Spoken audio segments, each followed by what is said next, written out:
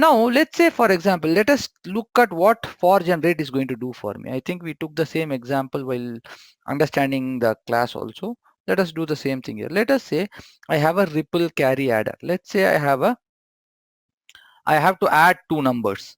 Let's say A and B. Okay. Both are binary numbers, so I have A0. Let us assume they are 4-bit numbers. So how will you add? You will add this, the carry goes here, the carry goes here, the carry goes here, and the carry comes. So the carry ripples through all the stages. So we call that addition as a ripple carry addition. Okay, this is the simplest way of doing the addition, but may not be the elegant way. But let's look at this as an example. Now each such addition here, each addition here, each addition whatever we are seeing here can be performed by a full adder, correct? These are 1-bit additions. So each such addition can be performed by a full adder. So we need to do 4 additions. So let us instantiate 4 full adders and see how to make these connections. These are full adders. So the full adders have 3 inputs, correct? 3 inputs and 2 outputs. What are the inputs? A full adder has 3 inputs, correct?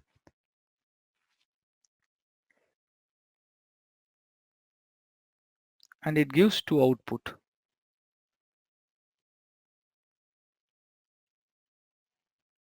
What are the outputs of a full adder? It gives a sum and a carry out, correct?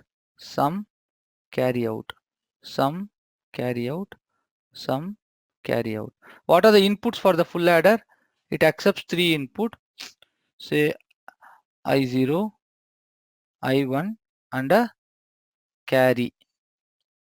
So I0, I1, carry, I0, I1, carry, I0, I1, carry. Now how do we connect? To this I0 we connect A0, A1, A2, A3. To this we connect B3, B2, B1, A1, B0. So A0 and B0 are added. Inputs twice, there is no carry, so we can ground this. Now what we should do? The output is going to be the sum bit 0. The output of this the carry out of this full adder should be connected here, correct? This is the rippling. Again, this carry should be connected from this. This will form the sum bit 1. This forms the sum bit 2. This carry should go here. This forms the sum bit 3. And this is what we call as sum bit 4 or output carry, the whatever way you want to call it. So this will be the hardware, correct?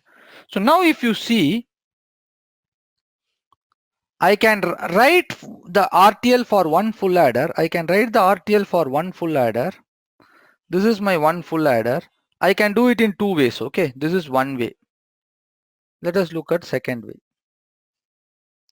One way is what I instantiate the RTL 4 times and I make these connections. That is, I have a full adder code. How do I instantiate a full adder? FA space U underscore FA0, then FA U underscore FA1, FA U underscore FA2, FA U underscore FA3, and I instantiate the hardware and make the connections in my RTL code. This is one way of doing it.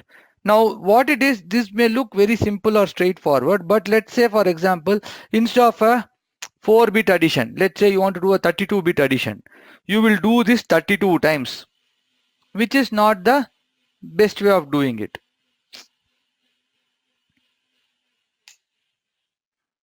Which is not the best way of doing it.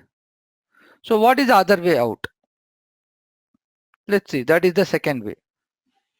So that is going to be for generate. 。 . 。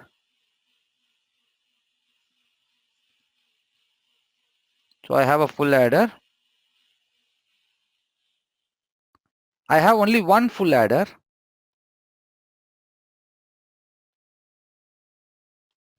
I have a full adder and I replicate this full adder based on my for generate for replication. So this for generate is going to replicate the hardware. That is, I have my hardware. I can use a for generate to make multiple copies of this and make the interconnections also. I can instantiate this full adder in a loop. Let's see how to do that. So these are the files we are going to use for this lab. That file name is called rca.v and fa.v. Okay, let us open both these files. So if you see here, ripple carry adder. So first look at the full adder. What is full adder? I am just going to sum 3 1 bits, correct? These are 3 bits. These are all the 3 are 1 bit numbers, binary numbers, and the carry out and sum is nothing but sum of all the 3, correct? A plus B plus C is what is going to be your sum and carry out.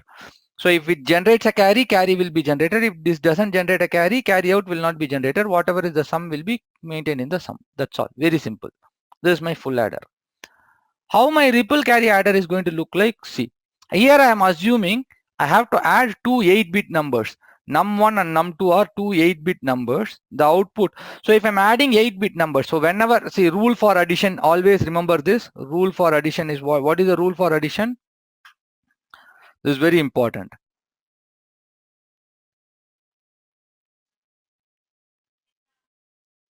You add n bit numbers. You add n bit and n bit number.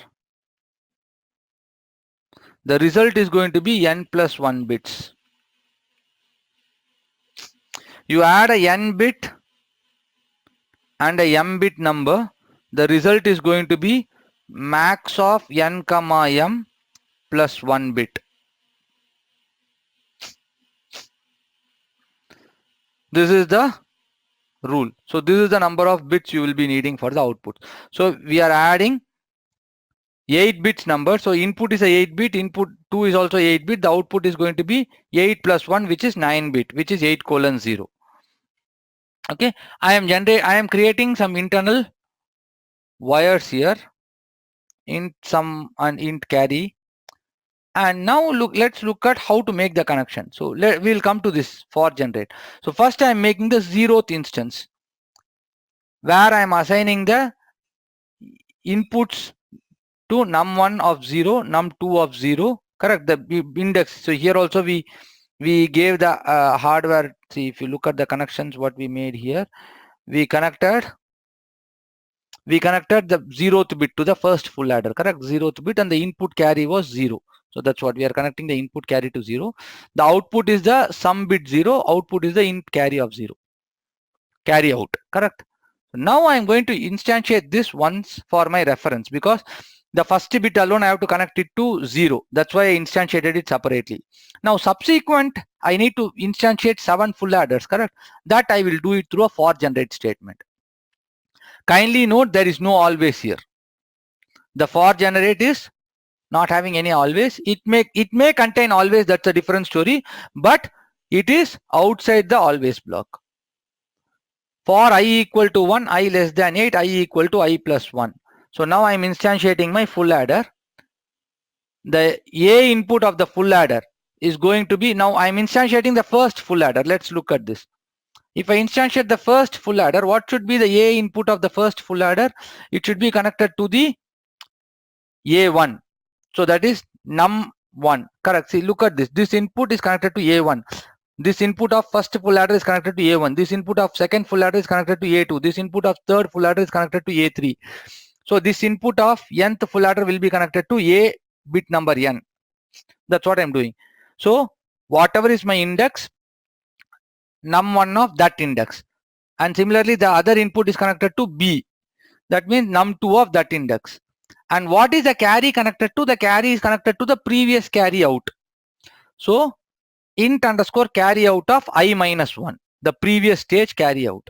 And what is going to be the output of this? This is going to give the ith carry out and the ith sum bit. Correct? And the last stage carry out is going to be my output carry or my sum bit of index 8. So that's what we are doing. Sum of 7 colon 0 is int sum, and sum of 8 is my int carry of 7, because the output, what will be the carry out of the last stage? Int underscore co of 7. Int underscore co index 7 is my sum bit of 8. So you can see here we very elegantly, you see, otherwise if I write in a traditional way, I should have written 8 lines and I should have made I should keep track of all my connections, whereas this very beautiful, small, sweet, elegant for loop for generate takes care of this. So the variable we used here is called genvar. We should not declare this as integer. The syntax for declaring, see, in the for loop we declare the looping variable as an integer. Here we should not declare, this is not a for loop, this is a generate loop. So the variable we are using here should be declared as a genvar. Okay. So let us look at our simulation. What happens in the simulation?